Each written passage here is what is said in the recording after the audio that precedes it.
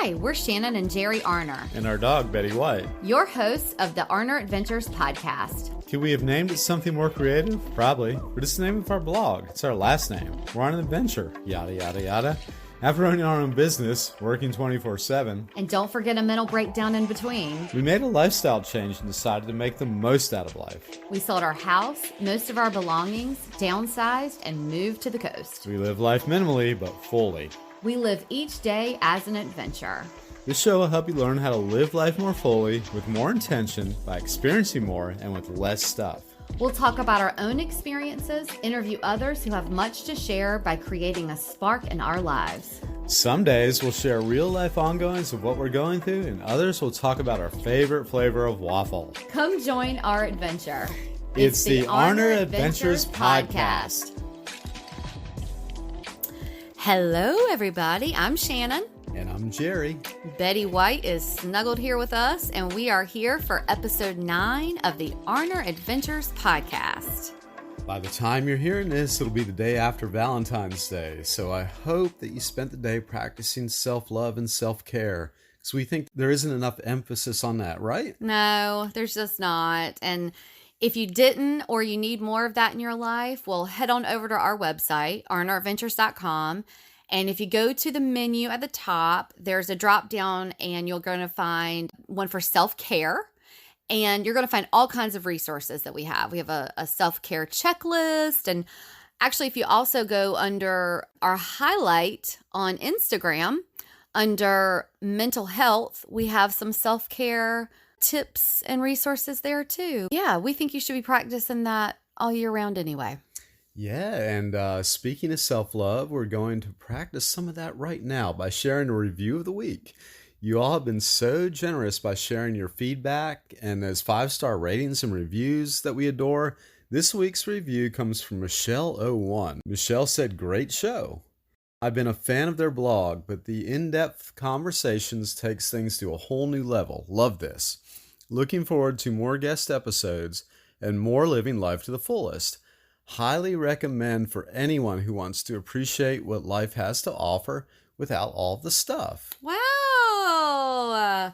Thank you so much, Michelle. That is so sweet. And we love the content that we think is so inspires you all. I mean, I think that's always a nice compliment, you know? Yeah. We think something's great, but when someone else thinks that something that you think is great, it's a win-win. That's wonderful. And also we love that Michelle is an OG blog follower who came on over to the podcast side. So thanks so much, Michelle. So if you'd like to be our review of the week and get the chance to receive a gift from Sugar Wish, our sponsor, please take a moment and give us a 5-star review or rating. We have an easy link for you to follow to do that. It's lovethepodcast.com/Arner Adventures, but we'll also link it for you down in the show notes. It really helps us so much to support us in that way. Let's go ahead and get to our guest today. Our guest is actually someone who is local to us. We're going to go ahead and tell you who she is, so we can tell you a little bit about the recording session, since it is different than our other sessions. Yeah, so you know that our other sessions, we haven't had anyone who was local. Chuck Phillips was local North Carolina. Eastern North Carolina. Yeah, but our guest today is an amazing local entrepreneur here on the North Carolina coast. Her name is Jen Lee, and Jen owns a shop here in Atlantic Beach called Island Produce. And Jen is one of the first people that we met when we moved here on the coast. And her story just completely inspired us so much. We immediately had synergy with her in her background and how she opened her shop, Island Produce. And we really wanted to share her story. She has a crazy schedule, as you can imagine, as an entrepreneur, as a business owner, which we're going to get into. But we actually recorded at her store, which is why you're going to hear humming in the background. Those are also the sounds of hustle, folks. Refrigerators or freezers, however you want to refer to them. But we really enjoyed the conversation so much. It was so great that she allowed us into her store to do it. And we send an email out, give you the intro of who we're going to be interviewing. give you the opportunity to ask questions. We did not do this with Jen because we had the opportunity at the last minute so quickly that we took the opportunity, which is why we did not have the opportunity for you all to ask any questions. So anyway, sorry about that, but it was such a great conversation. And anyway, so without further ado, let's get the interview.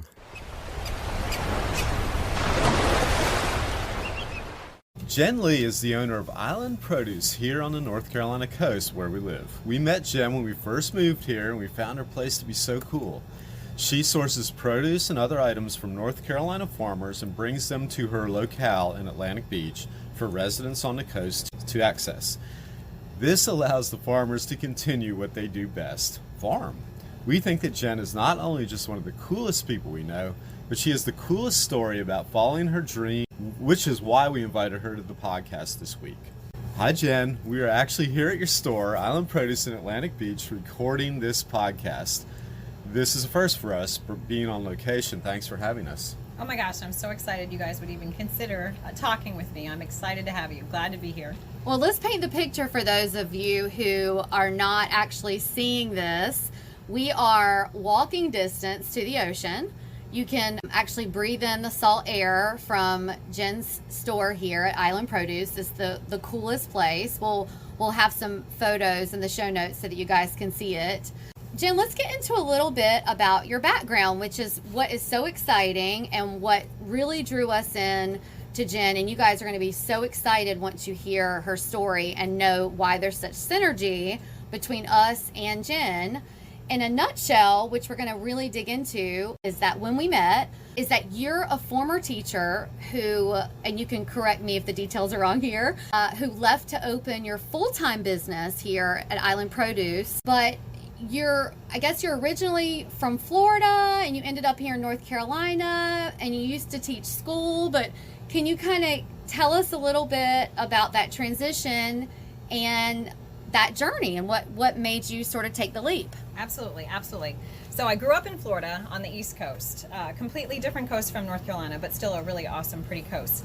Met my first husband of 18 years down there. He was working on a boat as a mate and was working his way up to captain. I was in college, a marine bio student. You know, we were young and in love, and that happens. So he got a really cool job in North Carolina. We moved to the Outer Banks, and we stayed there, and that's where we had our first son. So we kind of focused mainly on his career as a boat captain on the East Coast, and my dreams of being a marine scientist kind of just went out the back window just because of life. Life happens. So I ended up waiting tables, cleaning boats, working at coffee shops, any kind of job that worked around the schedule of maintaining the home, the children, while he was a boat captain. Right. And then, 18 years can go by in a flash. It can go by in a flash. You don't even know. Yeah. And you just go you just roll with it. You roll with the punches. We ended up in Carteret County. It was a job that he had taken with a company here locally. But we were going through some problems. And then sometimes 18 years goes by and you realize you're not married to the person that fits you. Right. And you're just glad you had a life together. You're glad you had children together, but it just wasn't. It's like reading a good book. It just wasn't a good fit. You can read a couple chapters, get halfway through and go, no, I don't think I'll finish that book.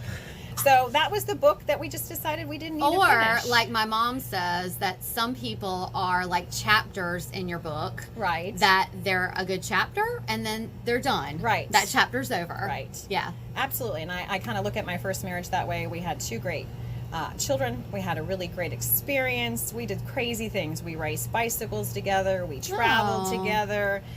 We were on boats together. He taught me how to clean a boat. I had a little boat business that taught me how to clean. And I had a little mini boat business. Then I started cleaning houses, just little odd jobs. And I've been a business owner doing small things like that my whole life. Just small accounts to get our family through. Yeah. So I learned a lot from him, and I think he probably learned some things from me, and we just agreed to, not be married anymore. Right. But during that transition while we were in Carteret County, I always wanted to be a teacher. If I couldn't be a marine scientist, I wanted to be an educator. So that was easier goal to maintain with children. So I was a teacher assistant, drove a bus, and went to night school to be a teacher. So with his crazy schedule, the family stuff there was a lot of it that was on my shoulders. He was great because he did all the soccer stuff on the weekend, but I was really, during the school week, responsible for that. So I went back to school at night, took care of the children, again, drove the morning bus route, dropped the kids off at school, went to my classroom, was a teacher assistant in kindergarten, worked all day, drove the bus route at night, and then once the kids were settled in the night, I would start my homework. So did that here at East Carolina University. They had an online program specifically for bus drivers who wanted to go back to school. Got a scholarship. Very specific. Yes, it was very. They wanted to entice people to drive buses. Okay. So they thought if they could have people wanting to be a teacher drive a bus, that bus driver was already invested in students' well-being. So it's actually a very smart way to go about it. That is smart. So I got in that window, and actually, because I had a 4.0 GPA, every year the scholarship rolled over. So it wasn't a financial burden on my family. So that's why I worked really hard to have good grades, so it didn't cost. The county basically paid for my education. Wow. Yeah, so then I became a teacher. But during that time, got a divorce, then realized what it was like financially to be a single parent. And that was like, ooh, air brakes. This is tough. Right. And definitely needed to find other ways to implement my income. And that's how I came about to sell produce. So what was sort of the draw to produce? I mean, what was it, something you were always interested in, or are you sort of a foodie? A foodie. That's how it happened. Okay. So many years of being somebody who didn't have a career, I always was a server in fine dining restaurants. Yeah, that's how Jerry and I met. It was always a great way to raise young kids and do the changing of the guard. Okay, he's home from work. All right, I'm going to go wait tables. And then I would come home at 2 a.m. and then I would do the morning, get the kids to school. So it just worked for our family. Yeah. So I served in restaurants, would watch the chefs, get to taste, have employee meals, and they would teach us. And I just really became a foodie by being a fine dining server all my life. I don't know if there was ever a year I didn't moonlight at some restaurant. And here locally, it was Wind and Sea, Shepherd's Point. I worked at a couple fine dining restaurants. I opened Aqua. I was the opening staff at Aqua when my kids were in diapers. Okay. And it just was a really good experience. Met a lot of restaurant people, and when you meet restaurant people, you're in that group. Yeah. And they don't forget you. And some of those chefs actually shop me selling produce now. So I think the draw to produce was a food background. Right. Needing something part-time and that was flexible, and food is always there for me. Right. And just always loving to cook and observing how the chefs prepared. I consider myself a little bit of a home cook.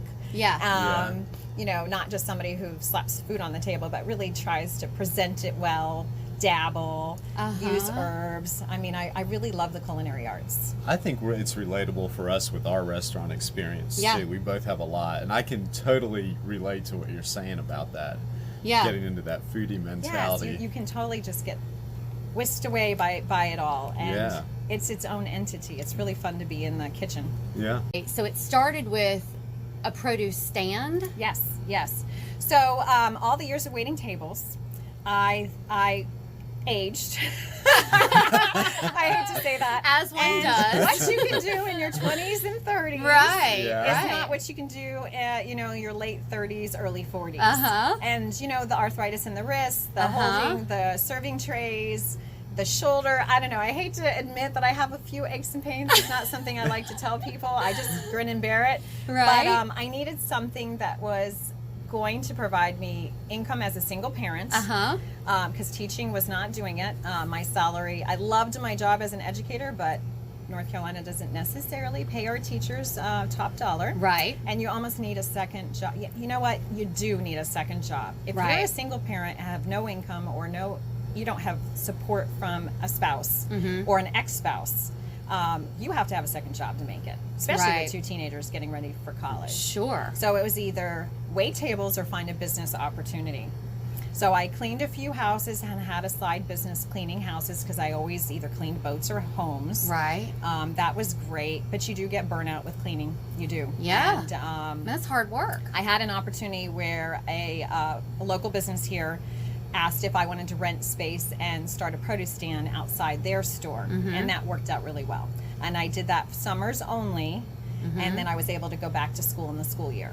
Okay. And it kind of overlapped. It was a 5-month lease that I rented from them. Yeah. And April to Labor Day. And I had different people throughout the 3 years that I did that would watch the register while I was teaching school. Right. And like an older couple or, every year it was somebody different. Yeah. It would stay open for me. And then I would come after school and close and work every weekend. Right. So I did that for 3 years. And then, I said yes to that opportunity because it was a friend who said, hey, you don't want to wait tables, but I have this space. Yeah. And my farmer's market person left and they're not here anymore and we need somebody in that space. Would you like that opportunity?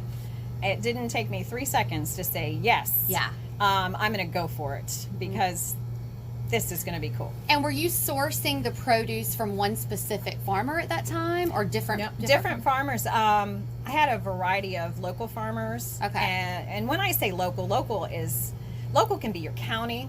Yeah. Local can be the state that we live in, North Carolina. Yeah. It could be 2 hours away. For me, local is at least North Carolina, yeah. the state we live in.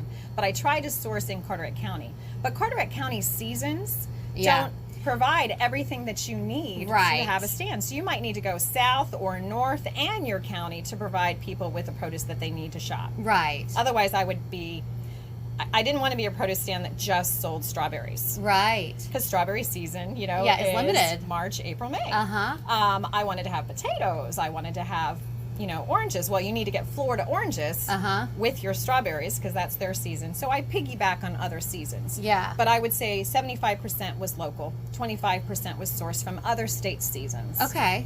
If that makes any sense. Yeah. And so then there was the time when you decided, okay, I'm going to leave teaching. Yes. And that's the part that excites me. So, I get really excited. You're so entrepreneurial minded. And so we always talk about the great resignation, but the big leap of faith when you take that jump and you go for it. Right. And it's scary as hell. And so I want to know, number one, what was the catalyst to say, all right, I'm going to do this? And what was that like? Okay. When I started the produce stand that was attached to the business in Moorhead, I was teaching school and had the summer stand. That was my supplemental income. Yep. And that was working great, except for it got really busy and I got a little bit of stressed out. Yep. I'd read the book, The Giving Tree, in my classroom. Yep. Okay. And we had a food drive. And this is before the stand. This is when I was going to go for it. All the food that was under the Giving Tree was going to go to some families in need. And I remember it was the last day of school and I was supposed to take all the food to the food bank that day. It was Christmas break, the day before Christmas break. Right. With excitement as the kids are going home for holiday. We read the Giving Tree. We took on food for other families, tried to teach people the holidays are also for giving. And it's quiet. And the kids are gone, and I know we're going to have a little winter break. And this is when I was teetering whether or not to jump and take this business on. And I looked at that Giving Tree, and I thought, well, gosh, I'm that family that needs that right now. I am that family that needs that food. But I couldn't because I told those kids I would bring it to the food bank. But when I looked at that food going, I could use that for my children. Because being a teacher, bills were so tight, and having gone through a divorce, it was paycheck to paycheck. And I just knew I couldn't go paycheck to paycheck like that and be an educated person with a bachelor's degree and not be able to afford food for my family. And I'm not a frivolous person. We're talking just, rent. Yeah. And being on your own and paying rent and electric bill and food for the kids and things that they needed for school. I didn't have it. I was putting things on credit cards. Yeah. And that's when I decided to jump and take on the business. So when I took on the business, I finished out that school year, and that I put my resignation in January so that I could jump into the business and learn this business and decide if this could help me financially float higher than where I was as an educator. So I needed to take a resignation of a little bit of time off because I couldn't be a teacher and focus on how to run a produce stand. Yep. So I told them I would probably be back in a couple years, but I needed a little break to get into this. Yep. So that's what I did. So I think the first year I did both. The second year after that Christmas, I jumped. and I resigned from teaching. And then I was cleaning a couple houses in the morning to make ends meet, and had my little cleaning business, and I was doing the produce research until produce season started up. So January was a great time to resign because I had winter to figure it out. But cleaning houses, I script and scrapped, and I cleaned offices, I cleaned homes, and then I was working at night burning the midnight oil, trying to figure out how I'm going to open a farm stand. What do I need? I need refrigerators, I need baskets, I need this, I need that, I need to call this farmer. And by spring, I had it up and running. But definitely needed to resign because it was too much. Then the next chapter happened. Okay. Which is how you got here. Which is how to I Atlantic Beach. Yes, yes. Okay. So I moved from Moorhead, which we joke around.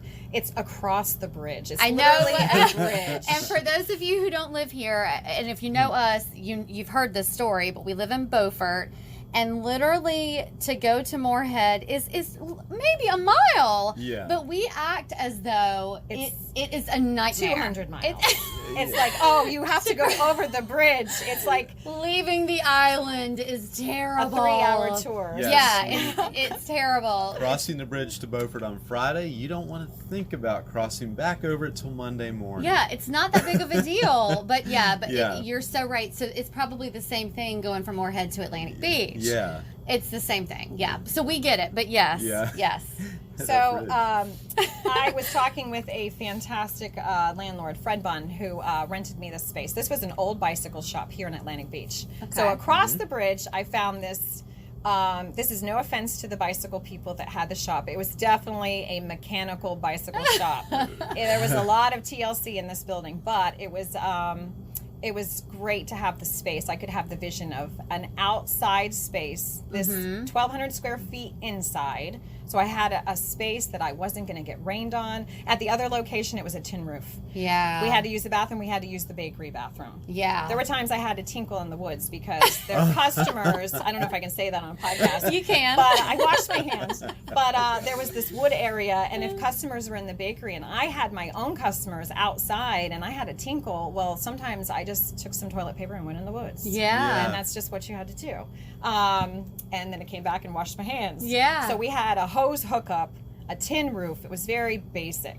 So I was kind of dreaming of something like, a space with a toilet and a sink and a little bigger that I could grow into, and that wasn't cold and wasn't hot because it was all outdoors. Right. And I thought maybe customers will shop instead of 5 months, maybe they'll shop 9 months. That was my goal.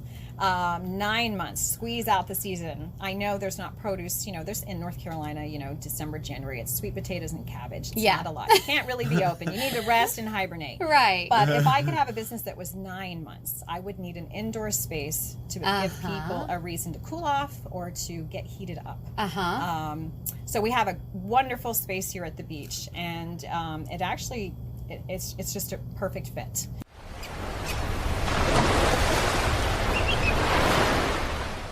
We've told you about one of our favorite partners, Sugar Wish, but let us tell you about what they now have as a gift option. Vino! Vine Box by Sugar Wish is the perfect gift for a wine lover or someone who wants to get into wines to dabble a bit. If you're looking for corporate gifts, birthdays, anniversaries, or any other celebration, check out Vine Box by Sugar Wish. They are hand-picked by the glass packaging. The by the glass format allows you to try regions and grapes that you've never heard of or were hesitant to buy an entire bottle of. Think of it as a tasting room for small wineries all over the globe, delivered straight to your door. We received a Vine Box and were able to choose 3 wines to taste from France. We received a little booklet about them, and now I have opened up my palate to new varieties. How fancy! These wines aren't available at your local store. This is the stuff that you stumble across on a back road trip through Tuscany. Oh. The gems that local restaurants save for a special occasion. Oh, it's so easy. You just go to the website, sugarwish.com, choose Vine Box, choose the size of the gift, enter a personalized message and note tailored to the person you're sending it to, and it arrives to that person in their email or text. They choose the wine, and then it's delivered straight to their door. Use code Betty White. That's all caps, one word, Betty White, to save $7 off your gift. We also have the link in the show notes. Vinebox by Sugar Wish. Happiness guaranteed. Now back to the show. Had to do all the elbow grease to fix it up. Had to put a water heater in, the 3-compartment sink, all the refrigerators, the freezers, the painting. There was a lot of elbow grease, but we did it. Elbow grease to get rid of the bicycle grease. Yeah. There's a great feel to this place, and I used to come in here once a week when you were open earlier for $1 Coffee Thursdays. Thirsty Thursdays, which is a really popular here on Atlantic Beach, and I just love doing that for 10 minutes once a week. But it's like, what a cool little vibe, and just a comfortable little thing for once a week for me to come in here. And That was always great seeing you too. Oh, thank you. Yeah, Thank you. yeah. Can't wait to reopen and see you again. Yeah. I know, and some of the things that impressed me were the coffee cups. The coffee was just kind of a draw to get people in here, and you really weren't making any money off it. And then on Thursdays, you're probably losing money on it. Right. And but I thought that was just one thing that jumped out at me that I thought was so neat that you were doing with your biodegradable coffee cups and lids, and they were quite pricey. Thank you. Yeah, they are. And I think, though, taking resources from the earth, you know, our farmers are growing our food. We need to give back to the earth in everything that we do. So those biodegradable cups, yes, they're more expensive. It does cost me, but it's better for our earth because we're planting food, and we've got to treat it well for it to give back to us. Yeah. And it can be, reciprocal. Yeah. But we even our Java jackets, the lids, they're either corn-based or paper-based and biodegradable with plant-based ink. Yeah. I Yeah. noticed that last time I was in here and got that it said that. I was getting such a good deal on that coffee. I was thinking, how can I give back? And Jen had a nice little tip cup there that she wasn't keeping for herself, but she was helping to support some of the kids, or one of the kids that worked here, who wanted to go to culinary school. Yes. I think was that. Yes. And so I was more than obliged to add a little something to that cup every time I got my $1 coffee. But I just think that's so great you. because I mean, it's not like you're getting tips because you're just like, oh, I'm not making money on this coffee. Let me get some back. Right. You're giving it to someone who wants to go to culinary school. And I think it's definitely for the staff that works here. And the staff, they're all young adults. They're either in college or high school. Yeah. And they work really hard. And if I'm working by myself for a little while, the tips go to the next person on that ship. They know they come in and there's money in the jar. That's theirs. I just don't think it's right for the business owner to take tips. Right. I am getting the big picture. Yeah. They need to get that picture. Plus, they have an autonomy to come in and work, and they're excited that there might be a little green in that tip jar when they step in. They've already made money, and they haven't even. And that's what it's all about, being a small business. We're like a family. Right. And those kids have goals, and they drive to work, and gas is expensive, and they need those tips. That's part of their income. Right. So they get their hourly plus their tips, and they do pretty well. Right. Pretty well. Our most tips one person made, we actually have on a Sharpie. Labor Day, it was just me and Anna Keith. And I hustle my hiney off. Like, I'm shucking corn, bringing watermelon, and I will still not take 1 penny, 1 dime from these kids. These are their tips. Wow. But we had a couple people call in, and it was only 2 of us. And Labor Day, that's a huge time for us. Yeah. She made $356.67 on just tips alone. Wow. Good for her. A big part of our blog and social media last summer was how we, for the first time, had a successful garden. Yeah. And we were, especially living by the sea, we still can't even believe it. My mom had said that you're successful when you have a successful tomato. So we purchased our tomato plants. A lot of you asked about the tomato plants, and living here by the ocean with the salt air. And we actually purchased those tomato plants here from Jen at Island Produce. Yes. And Jer, you utilized Jen for questions and about resources and all of that. Did. Yeah, I came in and she gave me a really quick little, very detailed and educational tutorial on these tomato plants, and I was pretty impressed with the knowledge, and I went with what I thought would be good, or what she recommended that would be good, and how to plant them. And how to plant them, yeah. That's awesome. How many tomatoes did you yield? Oh, You mean, how many do we yield? I remember when you came in and you got the plants, but I saw some pictures on your social media. But how many did you have? We should have counted, but it was a lot. We should have. Now the You little felt good cherry about it. tomatoes. Oh, went we felt crazy. great about it. My Yeah. mom was jealous. She's hearing this right now, and she's jealous. She was jealous, and she said, "I can't believe it. I can't believe it." And because there was a couple of plants I remember that you had told Jara, "Oh, I got this from one of the farmers, and we're not sure which ones they are." It wasn't labeled. And those ended up being like cherry tomatoes. Okay. They were. And yeah. they're on our story on the garden highlight. But I wish every day I go, guys, this is every day. We were showing like the harvest from it, and I was just every day showing amazing. how many cherry tomatoes we were getting. Yeah. And I remember her going away for a weekend and saying, "Now look, you can't miss a day. you can't miss a day. Right. Yeah. I know. Don't stay out on your bike too long on Saturday. Get in that You've garden. got to get in the garden pick and make those- sure you pick those tomatoes. Yeah. Did you take any and use them for seed for the next season? I forgot to tell you that. No, we didn't. I failed you. I should have told you. You can definitely take some of the tomatoes towards the end of season and put them in a coffee filter and save the seeds. I'll You teach might you have that told later. me that. Okay. You Yeah. might have, Okay. Jen, and I was But, so. No, well, I didn't know that. Yeah. That was an awesome farmer, Kyle from Humble Roots Farms. He's in Scottsdale, North Carolina. Okay. So I drive. He's one of the farmers that are on my loop. I get in the car and I get a lot of this produce. I hunt it down. When I find a really good farm, it's worth the drive. Yeah. So he grows organically, and he starts those as seeds, and then they become plantlings in a solar tunnel. And he is one of my favorite farmers. He's so good at what he does. He puts so much love and energy into it, and they're organic.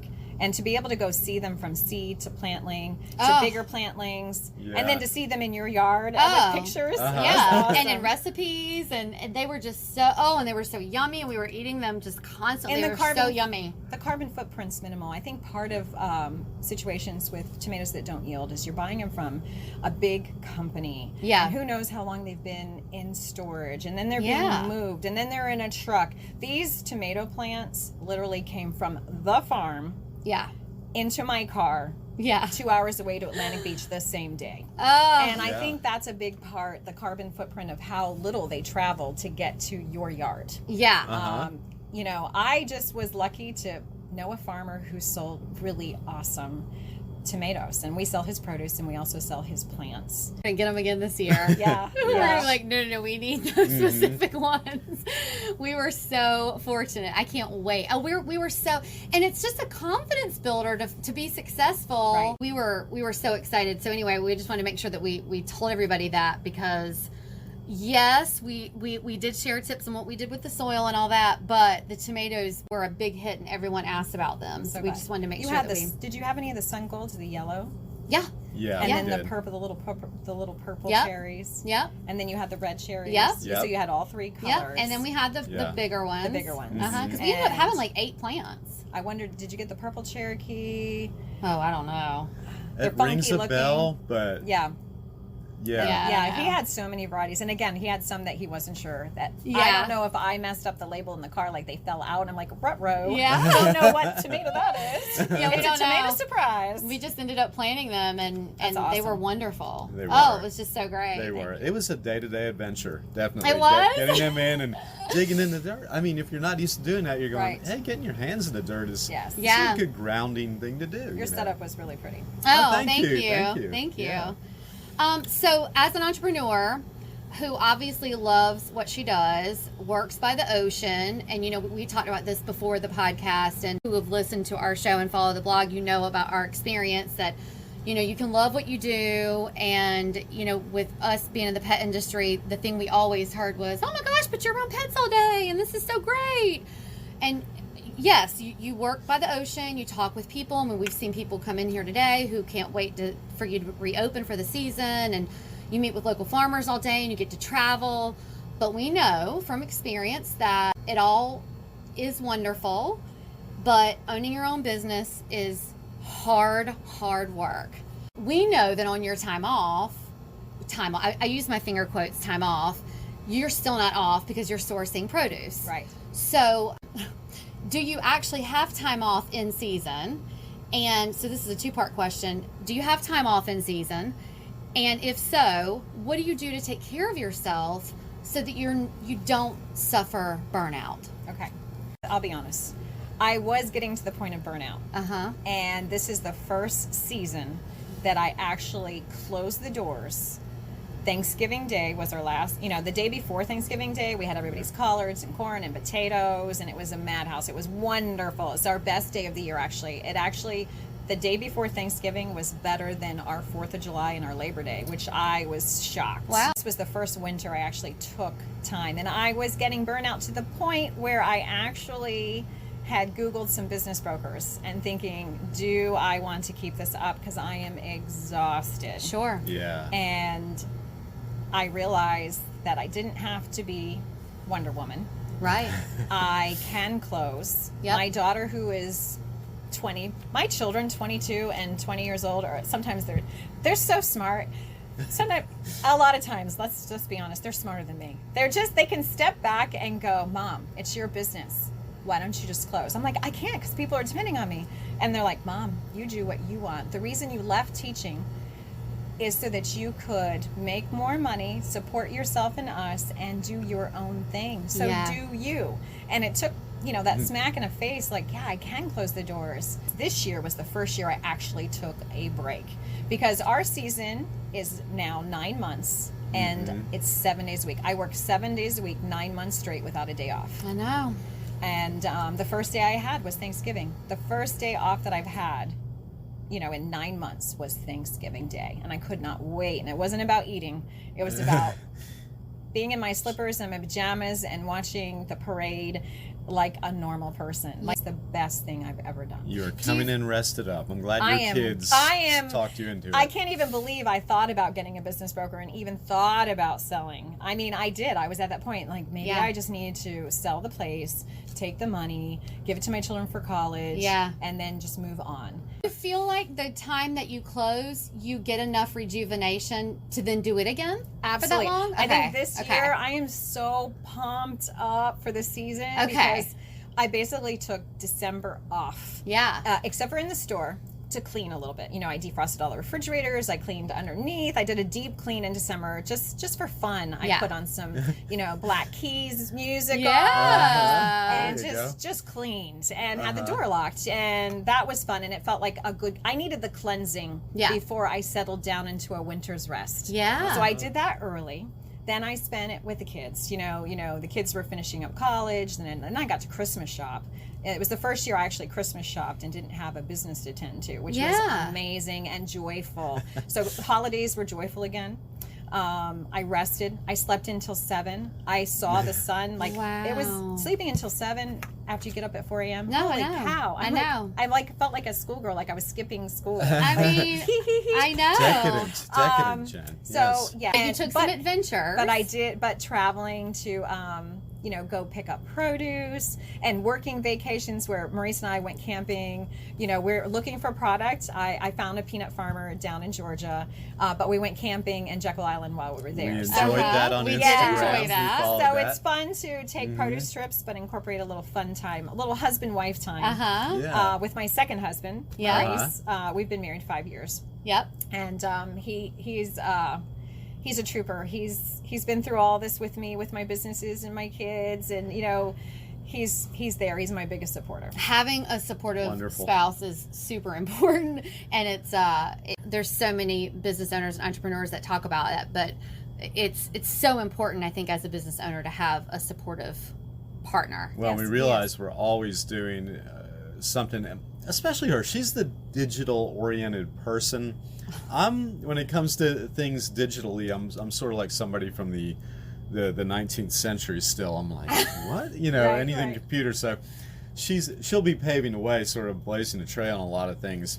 We're in that. And I'm like, how can I, have her back while she's doing these newfangled space age things that we're getting into with our blogs and podcasts and whatnot. So yeah, you do always think, how can I back up her on this, and I'm sure she thinks. And that's a true team, and that's what it's Yeah. about. Yeah, That's what it's it about. is. Mm-hmm. And I think that's what Maurice and I do for each other. Like I'm like, do you want to go camping in Georgia? I need to find a peanut farm. And he doesn't even hesitate. Like, oh man. Like he's like, yeah, let's great. go. Yeah. And he's always pumped up. And we're definitely best friends. That second time Yeah. around, book 2. Let me tell you, Second in the series. definitely different.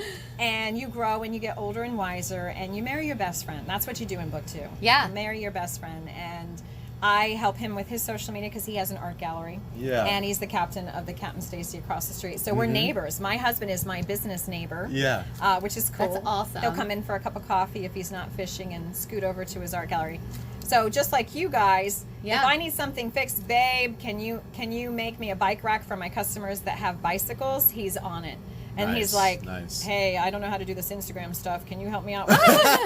And so I work on his Instagram. So we scratch each other's Yeah. back, whatever we're good at. So Yeah. I think that works. And then there's no hurt feelings or resentment like that one's working harder than the other. Yeah. I think when you have small businesses and you have, I have my own business. He has 2. And, it's not, when you love somebody, it's not a competition. It's Yeah. just making it work. Yeah. And there is no animosity. It's just, what do we need to get through today?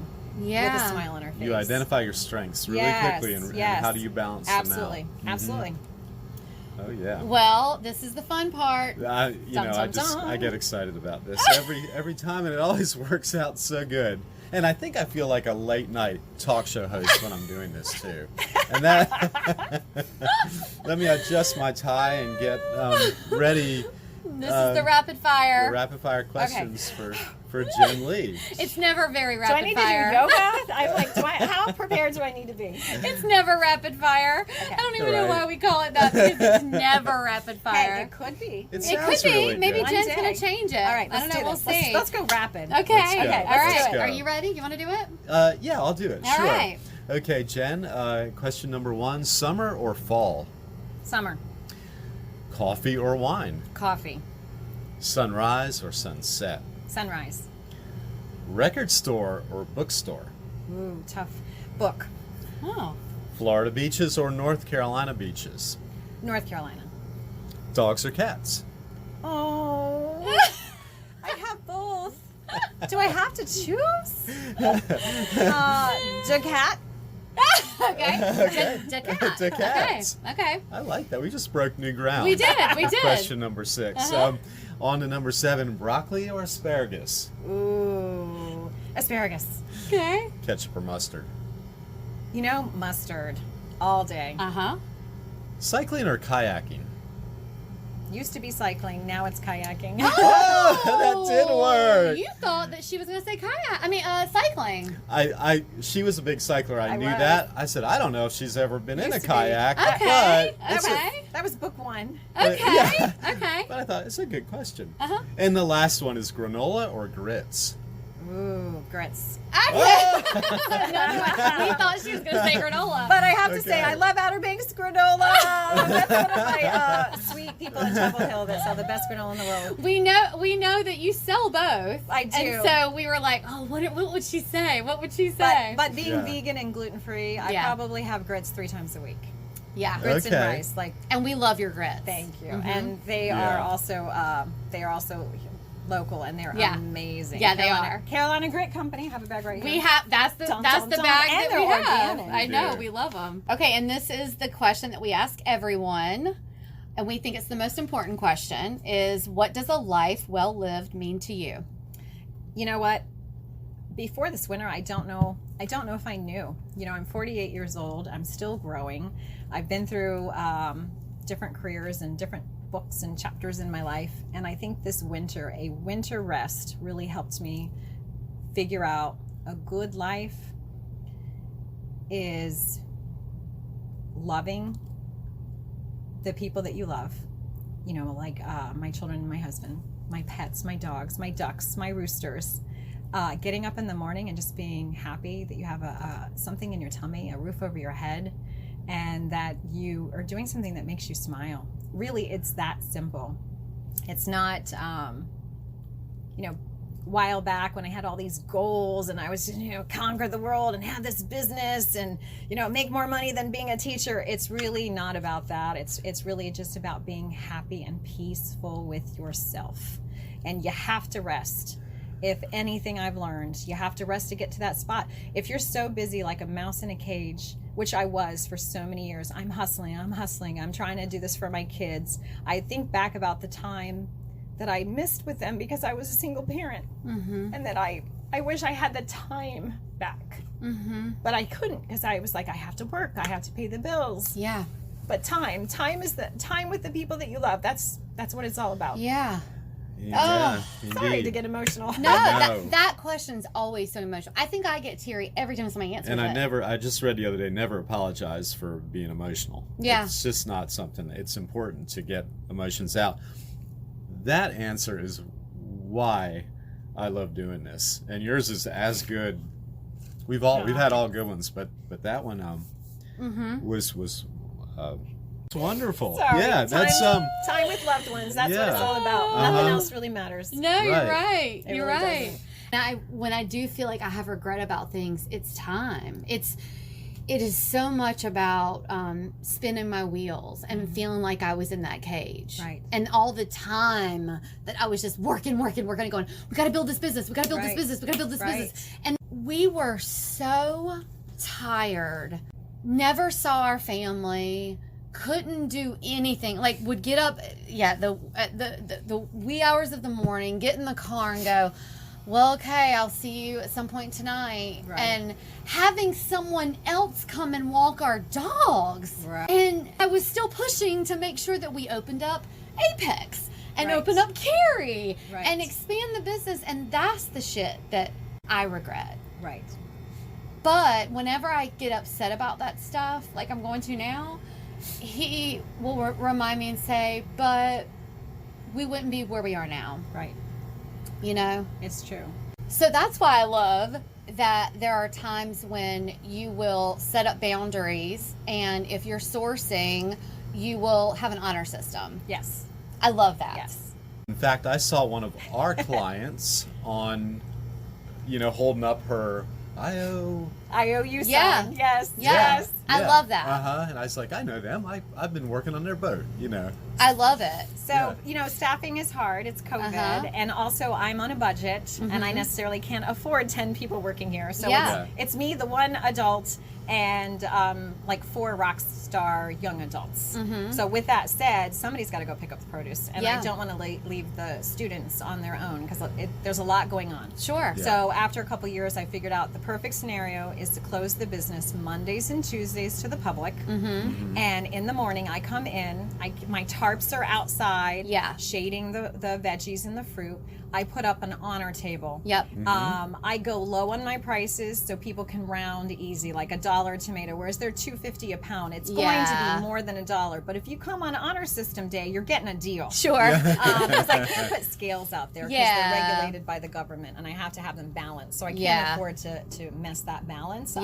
Yeah. So we just do like $1 tomato, 75 cents for an onion. So I set up an honor table outside so folks aren't mad at me that I'm closed. Yeah. And they can get their veggies. And they all know I'm open Wednesday through Sunday with the treasures that I pick up.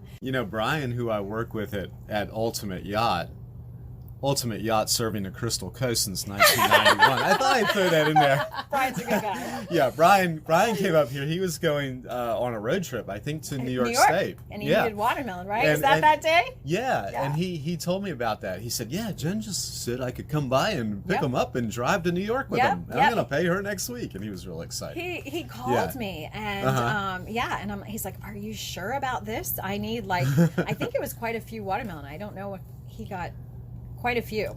My grandparents worked on, they're from they're past now, but they worked on farms in Smithfield, Selma area, Johnston County, and that's how they did it. Was that they would have a stand at the street and they couldn't work it, so they would put the stuff out there and they would have a box and people would come and get what they wanted and put the money in the box. And that's how it worked. So, okay, what exciting things do you have coming up this season? I know you've walked us around the store, and for those of you who aren't here, she has more than produce. She sources some exciting North Carolina-based items like moon pies. Actually, moon pie moon pie is Tennessee. Oh, but it is a very I did not know that. It is a very North Carolina thing to have a moon pie and a soda. So I say North Carolina. I probably should say Southern. Okay, Southern. It's a Southern thing. Although I'm a Florida girl. That's way south. But it's very Southern. So we do have some fun snacks for everybody because you're at the beach. Yep. We have we have the local produce. We have local eggs, local milk, local ice cream sandwiches from the mountains in Asheville, North Carolina. We have artisan popsicles called King Pop from the Atlanta area. Okay. That I absolutely adore. Who doesn't want a popsicle at the beach? Right. But a lot of these are small artisan businesses. If it's not North Carolina, I want to make sure it's Southern or small. Right. Because we do have a nice space in here to stock, and I can't get everything North Carolina. Right. Plus, there's some really groovy products out there I'd like to support. Small batch, artisan, mom and pop, women-owned businesses. Just so many really cool stuff out there I want to have access to. We also love that you have a lot of plant-based, like frozen plant-based items. Yes, so that we can't find here. We have a little niche being at the beach, gluten-free and vegan customers, plant-based, plant powers. So we have snacks, we have granola. We have even chocolate bars, which are hard to find. Yeah. We have ice cream. We have Beyond Beef. If you're at the beach and you're coming here for your week and you just don't know where to get, your stuff, or you think you have to pack your cooler with everything before you come on your week's vacation, you don't. You can stop in here. Right. Get your produce, which all, plant-based people love, and then supplement with some, we even have North Carolina barbecue that's not, it's called barbecue. And the V for vegan. Yeah. And it's actually made in Cornelius, North Carolina. Okay. And we have a So Delight product that has a mock sesame I've chicken. heard of that. Mm-hmm. So we have 2 North Carolina plant-based protein. I like to call them plant-based protein. Yeah.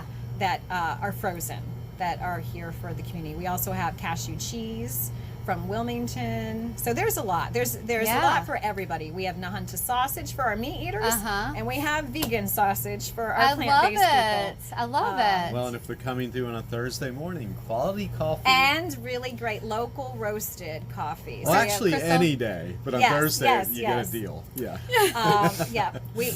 Thirsty Thursday. Come by and get a good deal on coffee. If you're a frugal bargain shopper like myself, Thursday is your day. I would be coming on Thursday if I was.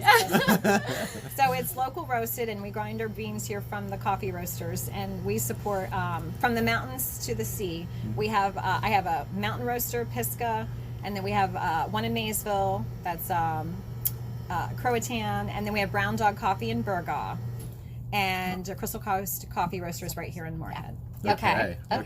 It's just such a great place, and her tagline is so fitting, that you come for fresh produce and you stay for positive vibes, and that's so true. It has changed my attitude 180 on Thursday mornings sometimes. I just come out feeling so much okay, I'm ready for this day. It's just got a great positive vibe in here. We love seeing your face. It's so cool to see people come in and be a part of their day. That's the coolest part. And even if you don't live here in North Carolina or on the North Carolina coast, make sure that you follow her, because even like we said, even if you don't live here, you should definitely follow for the positive vibes. And she's a great follow, and it just thank you. It just will make your day. Thanks for sharing your story with me and making me open up to share my story. Yeah, sure. I haven't shared that story with everybody. So some people know, some people don't. Some people just know me as Tomato Lady, and they don't know. They don't know I had a history with, a divorce and being an educator and all that good stuff. Well, thank you so much for your time, and we're so thankful for you to have us in your store and spend this time with us. Well, I appreciate you coming by. Thanks, guys. Yeah, thank you. This has been wonderful. Well, that was emotional and yet so amazing. I knew it would be great. It was better than I even thought. Jen, we talked about at the beginning of the episode, was one of the first people who we met when we moved here. Moving here, as we talked about in the first episode, why we sold everything and moved to the coast, we were definitely fragile. Listening to her story and going through her entire why and her transition sort of brought us back to our why. I think that is why it was so emotional, but it was a good emotional.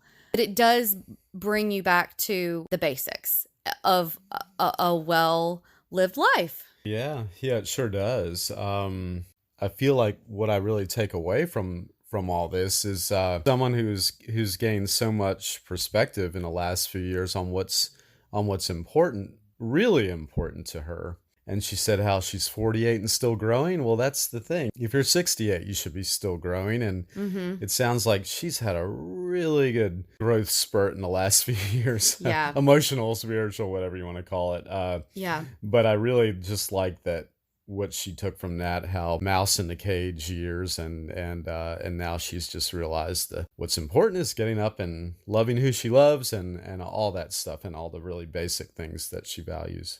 You work so hard to pay bills or to meet your goals. And it's like, what are you spinning those wheels for, though? You're spinning those wheels for what? For what? You know?